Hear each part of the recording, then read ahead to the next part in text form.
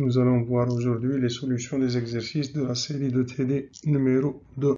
Dans cet exercice-là, nous avons un schéma de 8 boîtiers mémoire reliés à un microprocesseur. Les lignes de sélection de chaque boîtier sont issues d'un décodeur 3x8. Donc, dans la première question, on nous demande de déterminer la taille de chaque boîtier mémoire ainsi que la taille complète de la mémoire formée. Donc, chaque boîtier mémoire a une taille T égale à 2 à la puissance 13 fois 8, puisque nous avons là 13 lignes d'adresse et 8 lignes de données, ce qui va nous donner 8 kilo-octets. La taille globale de la mémoire ainsi obtenue est de 8 fois 8 kilo-octets, c'est 64 kilo-octets. Pour déterminer les adresses des boîtiers, il suffit tout simplement d'écrire les lignes d'adresse de A0 jusqu'à A12. La première adresse pour chacun des boîtiers, elle est égale à 000 13 fois. La dernière adresse de la dernière case mémoire est 11 13 fois. Pour chaque boîtier, nous avons une combinaison différente sur les lignes A13, A14 et A15. Nous avons la combinaison 000 pour le premier boîtier, 001 pour le deuxième, 010 pour le troisième et 111 pour le dernier. Après, il suffit tout simplement, donc là, nous avons les adresses de début et de fin de chaque boîtier. Donc le premier boîtier va de l'adresse 00040 en hexadécimal jusqu'à la combinaison 1 F F F hexadécimal et ainsi de suite. Dans l'exercice 5, nous avons un ordinateur qui dispose d'un microprocesseur et un espace d'adressage de 32 mégas par 16 bits. On y insère une mémoire totale de 8 mégas par 16 bits construite en utilisant des boîtiers de 2 mégaoctets. Les boîtiers mémoire sont placés aux adresses multiples de 4 mégas, donc 0, 4 mégas, 8 mégas, 12 mégas, ainsi de suite. Quels sont les nombres de lignes d'adresse et de données du microprocesseur? Le microprocesseur a un espace d'adressage de 32 mégas par 16 bits. Donc là, nous avons la valeur de D et là, la valeur de 2 à la puissance A. 2 à la puissance A, c'est 32 mégas, qui est 2 à la puissance 5, multiplié par 2 à la puissance 20.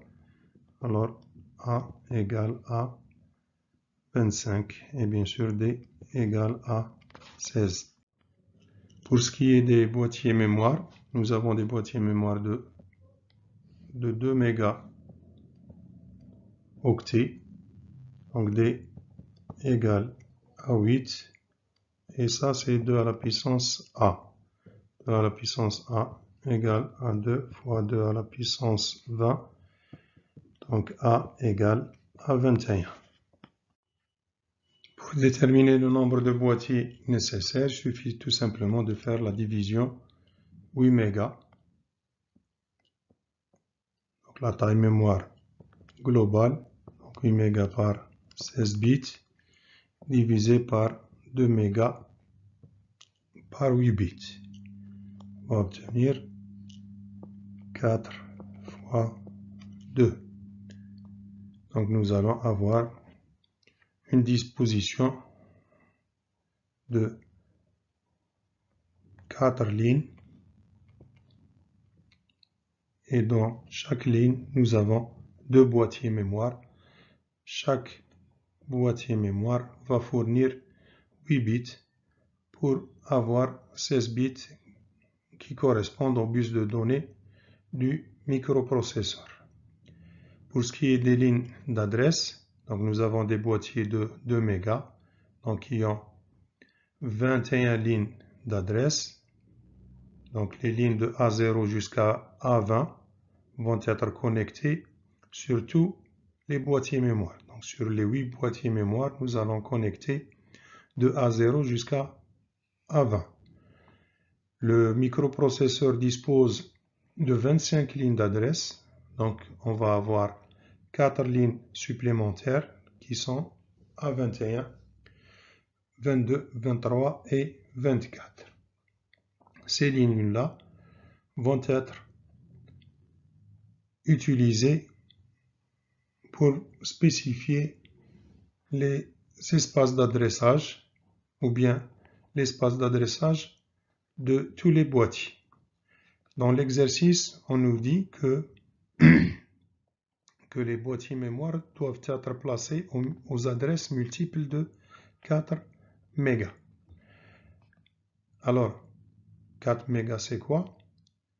Donc, c'est la première sortie. Donc, ça correspond à 0 mégas. La deuxième sortie correspond à 2 mégas. La troisième à 4 mégas.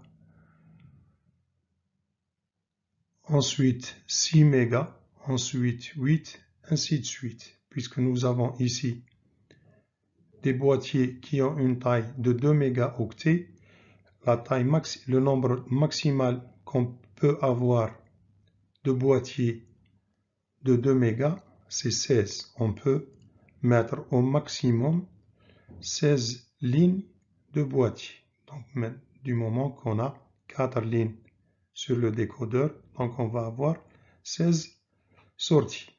La première, donc c'est 0 fois 2 mégas. La deuxième, c'est 0 fois, plutôt 1 fois 2 mégas. Ensuite, 2 par 2 mégas, 3 par 2 mégas, ainsi de suite.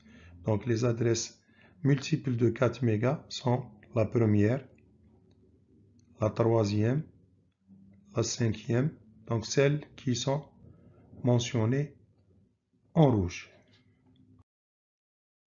Pour déterminer les adresses des différents boîtiers, on écrit les lignes d'adresse de A0 jusqu'à A20. Pour tous les boîtiers, la première adresse est de 000 21 fois jusqu'à 111 21 fois pour la dernière case mémoire. Pour différencier les boîtiers, on utilise les lignes A21, A22, A23 et A24. Seulement comme ça, on va avoir 25 bits. Pour avoir un nombre multiple de 4, pour permettre la conversion vers l'hexadécimal, on doit rajouter 3 zéros à gauche. Donc toutes les adresses vont avoir 3 zéros. Enfin, de la combinaison. Alors, pour le premier boîtier, nous devons utiliser la combinaison 0, 0, 0, 0. Donc là, on est sur l'adresse 0 méga. Donc 0 fois 4 mégas. On convertit en hexadécimal. On va avoir la combinaison 7 0 en hexadécimal. La dernière case mémoire a pour adresse 0, 1 et puis 5 F. Pour le deuxième boîtier, on doit utiliser la combinaison 0, 0, 1, 0. Donc en binaire, la combinaison 0, 0, 1, 0 correspond aux deux décimales. Donc 2 fois 2 mégas. Donc là, on va tomber sur l'adresse 4 mégas. Pour convertir cela en hexadécimal, on va avoir 0, 4 et puis 5, 0 en hexadécimal. L'adresse de la dernière case mémoire est 0, 5 et puis 5 F en hexadécimal. Le troisième boîtier doit avoir la combinaison 0, 1, 0, 0. C'est l'équivalent de 4 en hexadécimal. 4 fois 2, on va tomber sur 8 mégas. Les adresses sont donc 0, 8, puis 5, 0 en hexadécimal. L'adresse de la dernière case est 0, 9, et puis 5 fois F en hexadécimal. La dernière case, plutôt le dernier boîtier, doit avoir la combinaison 0, 1, 1, 0. C'est la valeur 6 en décimale de la combinaison binaire 0, 1, 1, 0. Donc 6 fois 2, c'est 12. Donc 12 mégas. Les adresses vont être 0. Ici c'est 12, donc c'est C. 0, 0, 0, 5 fois. La dernière case, c'est 0, D, F, F, F,